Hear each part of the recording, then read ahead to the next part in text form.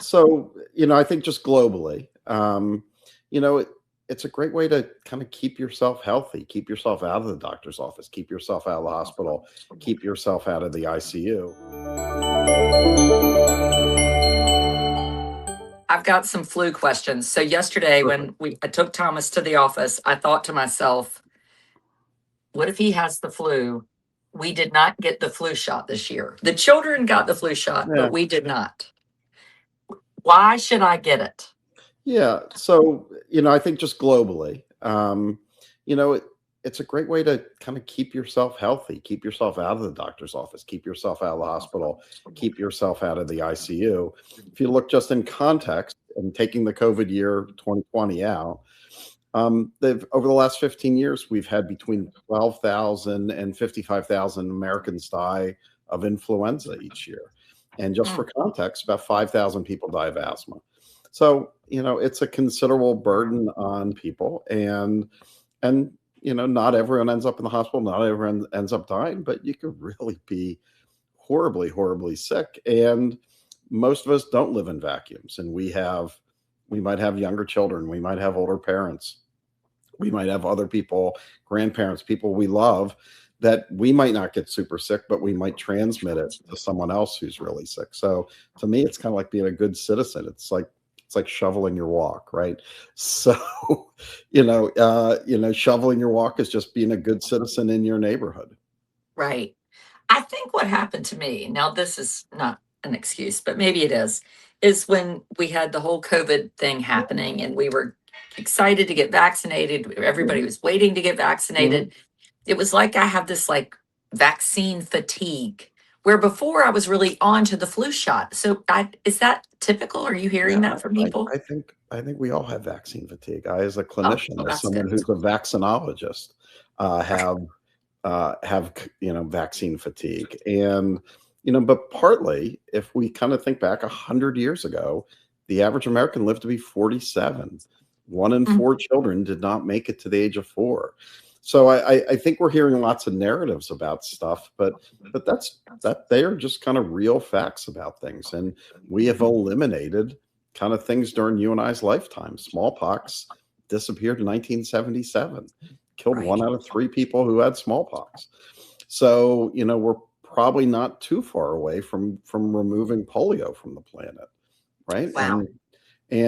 So part of this is just kind of keeping yourself healthy, right? And Right. prevention really being worth the pound of cure. But the CDC kind of reports over the last 50 years we've probably saved 150 million lives on the planet through vaccines.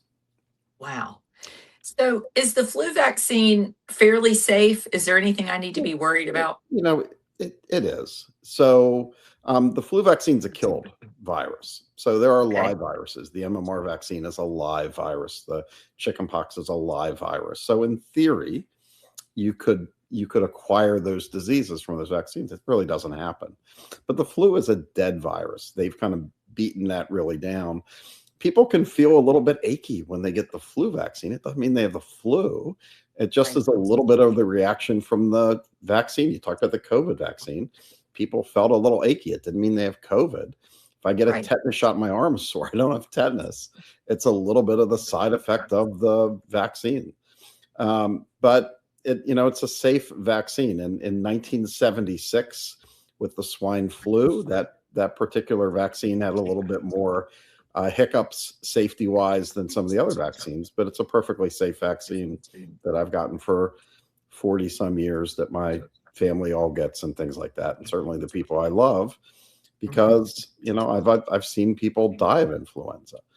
So, part of that is, not wanting people to be in that thing. When the country of New Zealand, which has a really robust national healthcare system, even when the vaccine is not perfectly effective, and our vaccine this year is about 70-75% effective in kids, it's about 40% effective in adults. But what New Zealand found, it's still 80 some percent effective in keeping people out of ICUs. And that's what we really want, right? It's not, do you Right. get sick? It's, do you get really sick? Right.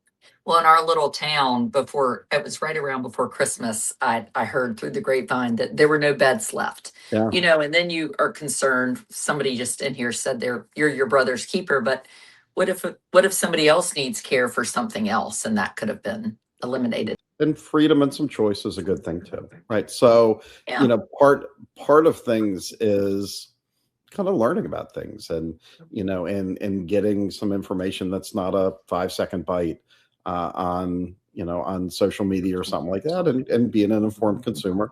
Just like if we're getting our car worked on, or we're meeting with our banker or something like that, we want to be informed as we can about things that we put in our body, and there's nothing wrong with that. right, It's just, sometimes we need to just kind of make sure what we're distilling our information from. right.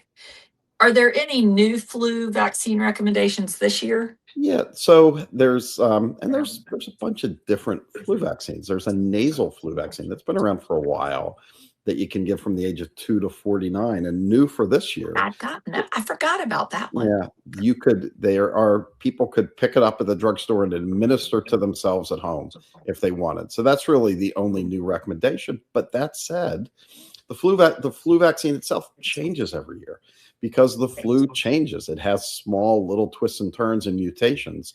So somewhere around February, they're deciding what's going to be in the flu vaccine for next September. So they're looking what's happening in the southern hemisphere, and they're deciding on what species are going to go in the flu vaccine. So it is new every year, and that's why you can't get it every 10 years like a tetanus shot.